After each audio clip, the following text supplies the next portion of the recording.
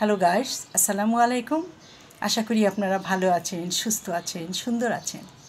আমি আবার আপনাদের মাঝে উপস্থিত হয়েছি। আজ বলবো সন্তানদের চাওয়া পাওয়া পূরণ করার কথা। বাচ্চারা স্কুল কলেজে যায়, অনেক ছেলে মেয়ের দামি দামি জিনিস দেখে নিজেদেরও একটু ইচ্ছা করে, কিন্তু জানে না যে আমার বাবার আয় অত বেশি না। সন্তানদের জিনিস দেবেন, কিন্তু চাহিদা রেখে। তাদেরকে চাওয়া মাত্রই কোনো জিনিস মুখের সামনে সহজে হাজির করবেন না। এতে করে তাদের চাহিদাটা বেড়ে যায় এবং তারা তাদের জীবনের পথটাকে অন্যদিকে ঘুরিয়ে ফেলে। এতে করে বাবাদের সমস্যা হয়ে যায়। বাবা মা পরে এক সময় দেখা যায় তাদের চাহিদা পূরণ করতে পারছে না, তখন তারা বিপদগামী হয়ে যায়।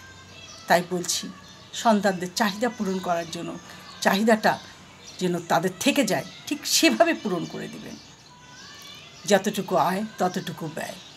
এক ম্যাডামকে দেখেছিলাম, অনেক বড় চাকরি করেন, উনিও করেন, ওনার হাজব্যান্ডও করে, কিন্তু বাচ্চাদেরকে ওয়াটার পট কিনে দেয় না, টিফিন বাটি কিনে দিয়েছে। আর ওয়াটার পটের পরিবর্তে পানির বোতল, মামের ছোট বোতল দিত।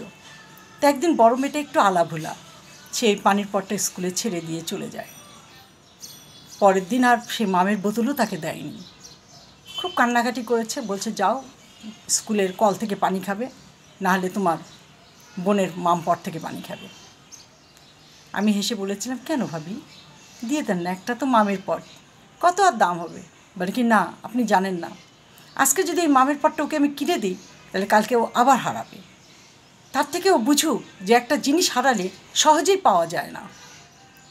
তারপর একদিন শুনলাম সে নাকি তার পেন্সিল বক্সটা ফেলে দিয়ে চলে গেছে। পরদিন স্কুলে এসেছে পেন্সিল ছাড়া। তাহলে সে লিখবে কি দিয়ে?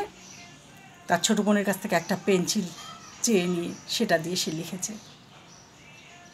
এক সপ্তাহ তারপর তাকে দুটো পেন্সিল কিনে দিয়েছে, বলছে এবার যদি হারাও আর পাবে না। তারপর থেকে মেয়েটা খুব সতর্ক থাকতো। তো এটা হলো শিক্ষা। এই শিক্ষাটা দিয়েছে এই জন্য যেন তার চলার পথে সে বুঝতে পারে তাকে কিভাবে চলতে হবে।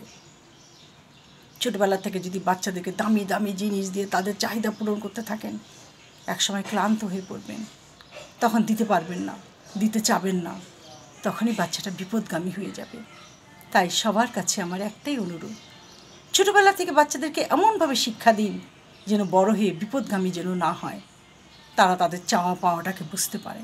আমার বাবার এতটুকু আয়, আমার মায়ের এতটুকু আয়, আমাকে ঠিক সেভাবেই চলতে হবে। এতে করে বাচ্চারাও বিপদগামী হবে না, আর বাবা মার চাহিদাও, বিশাল চাহিদাকে পূরণ করার জন্য কষ্ট করতে হবে না। বাচ্চারা তো জানে না যে বাবা মা কত কষ্ট করে এই চাহিদাটা পূরণ করেছে, কারণ বাচ্চারা দেখছে আমি চাওয়া মাত্রই পাচ্ছি।